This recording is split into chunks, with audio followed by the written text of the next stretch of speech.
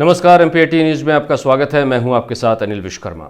आज मैं बात कर रहा हूं सकारात्मक विचारों से लबालब कोरोना लोगों की, ऐसे लोगों की जो ये जंग जीत कर घर आ चुके हैं और ऐसे लोगों की जिन्होंने अपने बहुत ही कड़े अनुभव अस्पतालों में बिताए हैं, पर फिर भी अस्पतालों में बिताया गया जो उनका अनुभव था काफ़ी अच्छा था। कई लोग इस जिंदगी की जंग को हार गए, कई लोग लड़ते लड़ते मौत के मुंह में समा गए और कई लोग जंग जीतकर वापस घर में आ गए।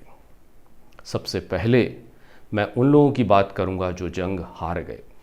ऐसे कई घर, लाखों लोग आज कोरोना की जंग हार कर जमीन में दफन हो गए। न जाति, न धर्म, न भाषा, न देश, न काल, न समय, न परिस्थितियां, कुछ भी साथ नहीं आई। हमने लापरवाही की और उसका खामियाजा हमको भुगतना पड़ा। पर फिर भी कई लोग ऐसे थे जो लापरवाह तो नहीं थे, पर दूसरों के संपर्क में आकर उनकी लापरवाही का शिकार हो गए।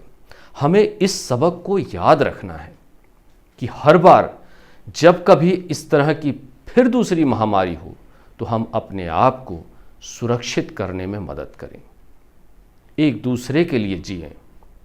कई सारे लोग आज पूरे देश में, पूरे विश्व में एक दूसरे की मदद कर रहे हैं, चाहे वो बड़े नाम हो, अमिताभ बच्चन, सोनू सूद, या और बड़े बड़े नाम हो, या एक छोटा सा वर्ग हो, छोटी सी समाज सेवा हो, सांझी रसोई चल रही हो। हर व्यक्ति जितनी जिसकी ज़रूरतें थी, जितनी जिसके पास आमदनी थी, उससे बढ़कर उन्होंने लोगों की मदद की और लोग मदद पाकर लाखों हज़ारों दुआएं दे रहे हैं। उन दुआओं के बीच में कई सारे लोग निकल कर घर में वापस आ गए हैं। पर उनका क्या, जिनके कई परिवार काल कवलित हो गए। कई लोगों ने अपने माता पिता खो दिए, कई माता पिता ने बच्चों को खो दिया, कई बच्चों ने अपने ऊपर सिर का साया हट गया। कई जो लोग कमा रहे थे, जो मुखिया थे घर के, उन पर आर्थिक जो उनका दबाव था, उस सब एकदम एक तरफ से और बढ़ गया। सरकार ने भी मदद की, केंद्र सरकार, शासन, राज्य सरकार, निचले स्तर की सरकार, जिला प्रशासन, सब लोग लगातार 24 घंटे इस दौड़ पे शामिल रहे। इसीलिए इनको कोरोना योद्धा कहा गया। प्रधानमंत्री नरेंद्र मोदी ने बार बार ये बात कही कि हमारे कोरोना योद्धाओं के लिए हमने हर वो सुविधाएं मुहैया कराने की कोशिश की जिससे वो दिन रात लगे रहकर लोगों की सेवा कर रहे हैं। और वाकई उनके जज्बे को एमपीएटी न्यूज़ भी सलाम करता है। एक्टिव केस लगातार कम होते जा रहे हैं। कई अस्पताल तो ऐसे देखे जा रहे हैं जहां पर बेड्स अब खाली मिल रहे हैं। पहले एक समय ऐसा था, ऑक्सीजन की मारामारी, इंजेक्शन की मारामारी, दवाइयाँ नहीं मिल रही हैं, डॉक्टर्स नहीं मिल रहे हैं, लोग ज़मीन पर लेटे हैं, तड़प रहे हैं, उनको इलाज नहीं मिल रहा है।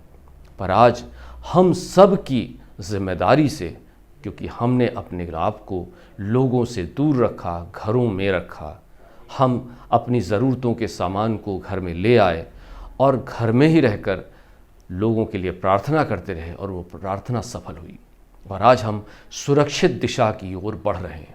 पर अभी ये सुरक्षा ख़त्म नहीं हुई है, क्योंकि कोरोना महामारी फिर से न लौट आए, इसके लिए लगातार सभी लोग प्रयास कर रहे हैं। और इस पर मध्य प्रदेश की सरकार, शिवराज सिंह चौहान ने, मध्य प्रदेश के मुख्यमंत्री हैं, उन्होंने लोगों से अपील की है कि आप हमें बताएं कि अगली जो 1 जून से मैं अनलॉक करने की कोशिश करना चाह रहा हूं, तो उसमें आप किस तरह से अनलॉक होना चाहते हैं। लोगों के सुझाव मांगे गए और आपको बता दूं कि लगातार ट्वीट जा रहे हैं, लगातार मेल जा रहे हैं, लगातार लोगों के हो जा रहे हैं कि हमें किस तरह अनलॉक किया जाए। और ये एक बहुत अच्छी पहल है। इसी तरह दिल्ली के मुख्यमंत्री ने जब उनका लॉकडाउन ख़त्म हो रहा था, अगले हफ्ते में उन्होंने लॉकडाउन बढ़ाना था, तो दिल्ली वासियों से उन्होंने अपील की कि आप हमें बताएं कि किस तरह हम अगला लॉकडाउन बढ़ाना है या नहीं बनाना है। लेकिन इस पर दिल्ली वासियों ने एक मत होकर सभी ने कहा कि लॉकडाउन जारी रहना चाहिए। हालांकि मेरा अपना भी मानना है और जो मंथन निकल कर आया है वो भी मानना है कि जब तक हम एक दूसरे से दूर रहेंगे, कोरोना की चेन तभी टूटेगी और जब तक हम एक दूसरे से मिलते रहेंगे, भीड़ भाड़ वाले इलाकों में जाएंगे, तो कोरोना फिर से हमें अपनी चपेट में ले लेगा। मैं उन सभी लोगों को जो कोरोना योद्धा हैं, चाहे वो नर्स हों, डॉक्टर हों, सफाई कर्मचारी हो, पुलिस प्रशासन हो, वार्ड बॉय हो, जिला अस्पताल या ऐसे अस्पताल के मैनेजमेंट को देख रहा हो, बाहर से हो, प्रत्यक्ष रूप से हो, अप्रत्यक्ष रूप से हो, कलेक्टर हो, निचले प्रशासन हो, नगर पालिका प्रशासन हो, पंचायत हो, सब लोगों के लिए मैं दुआ करता हूं कि आप इसी तरह लोगों की सेवा करते रहें और आपकी दुआएं सबको मिलती रहेंगी। आपका जो कार्य है वो अत्यंत सराहनीय है, क्योंकि इस महामारी के दौर में आप ही थे जिन्होंने इस देश को संभाला है, क्योंकि पूरा देश अपने घरों में था और जिनको परेशानी हो रही थी वो निकल कर आप तक पहुंच रहे थे। अब लोगों ने धीरे धीरे, ये प्रक्रिया पहले भी हुई थी, जगह जगह लोगों ने अस्पतालों में पहले भी मरीजों का हौसला बढ़ाने के लिए लगातार उनसे बातें करते रहते थे, हौसला अफजाई करते रहते थे, लगातार मोटिवेशनल सॉन्ग सुनाते रहते थे। ऐसे कई वीडियो लगातार वायरल हुए हैं जहां पर डॉक्टर्स, नर्सेज, पैरामेडिकल स्टाफ ने पीपी किट पहनकर उनका इलाज तो कर रहे हैं, साथ ही गाना लगाकर मस्ती भी कर रहे हैं, और जो मरीज हैं वो भी उनके साथ मस्ती कर रहे हैं। जीना इसी का नाम है। हम जिएंगे और लड़कर जिएंगे, इस उम्मीद के साथ जिएंगे कि जो कल हमारा गुजरा है वैसा नहीं, एक नए सूरज की तरफ हम फिर से चलेंगे। तो हम आपको दिखा रहे हैं ये छोटा सा वीडियो, जिसमें आप देखिए कैसे डॉक्टर्स, नर्सेस, पैरामेडिकल स्टाफ और साथ में मरीज कितने उत्साह से एंजॉय कर रहे हैं। जिंदगी की यही रीत है, हार के बाद ही जीत है। थोड़े आंसू है, थोड़ी हंसी, आज गम है तो कल है खुशी।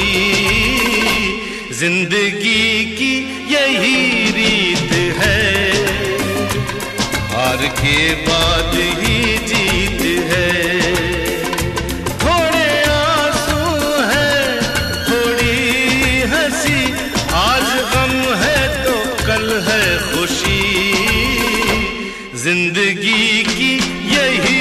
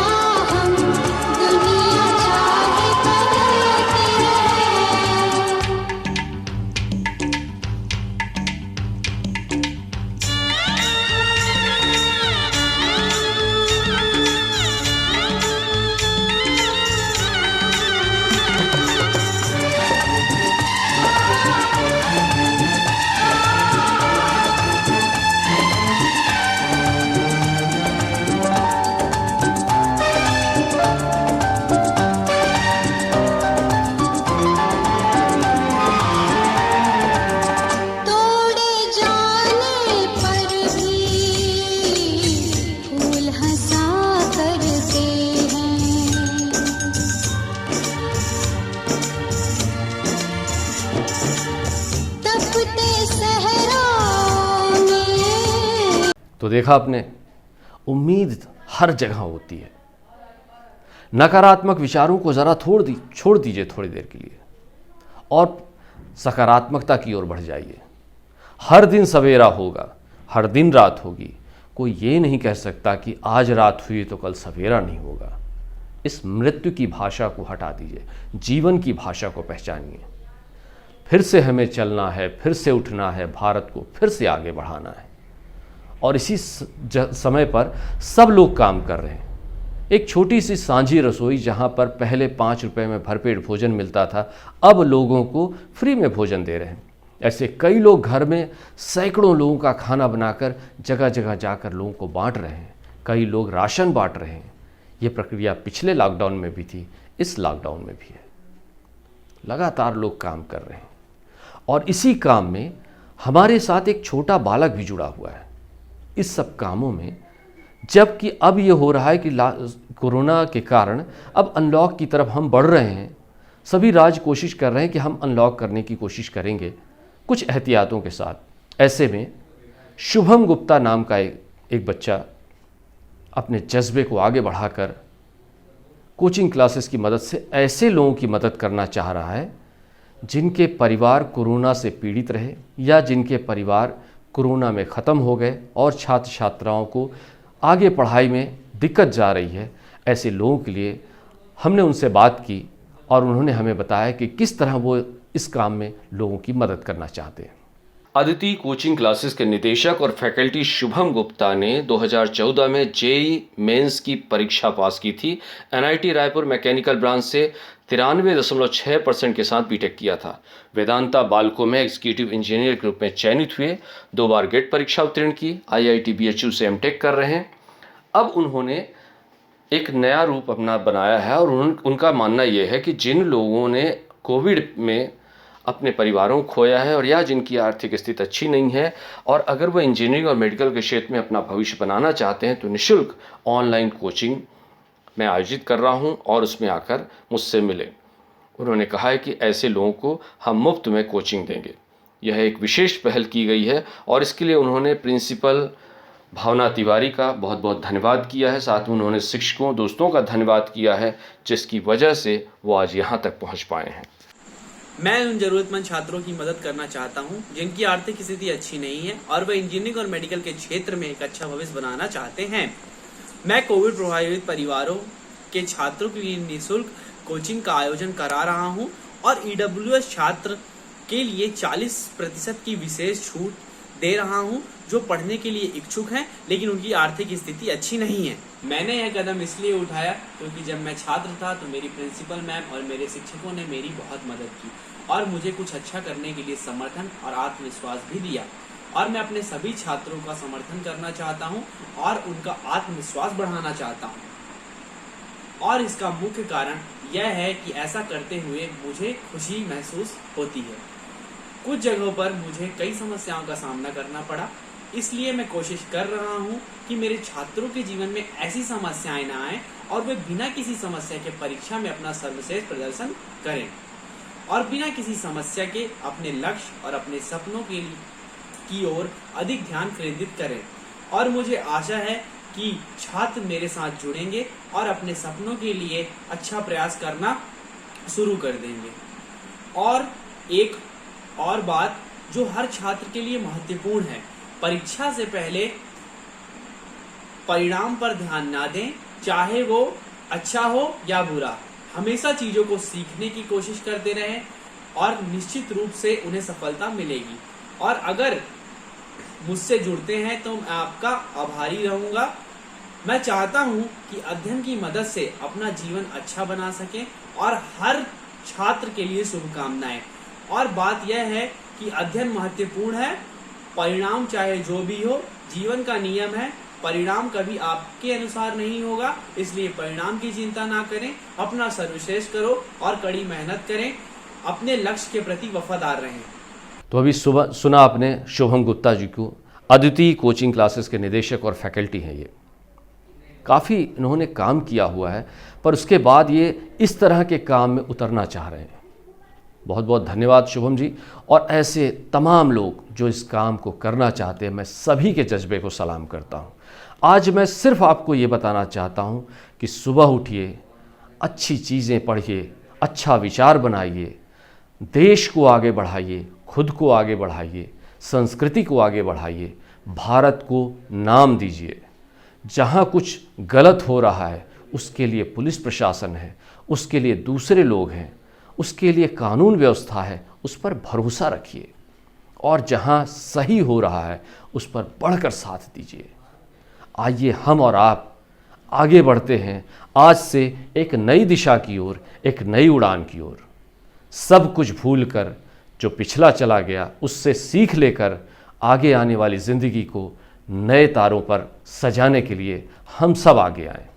तो मेरे इन्हीं बातों के साथ अपना जज्बा कायम रखिए, हिम्मत कायम रखिए, हौसला कायम रखिए, हम जरूर जीतेंगे। मुझे आज्ञा दीजिए, नमस्कार।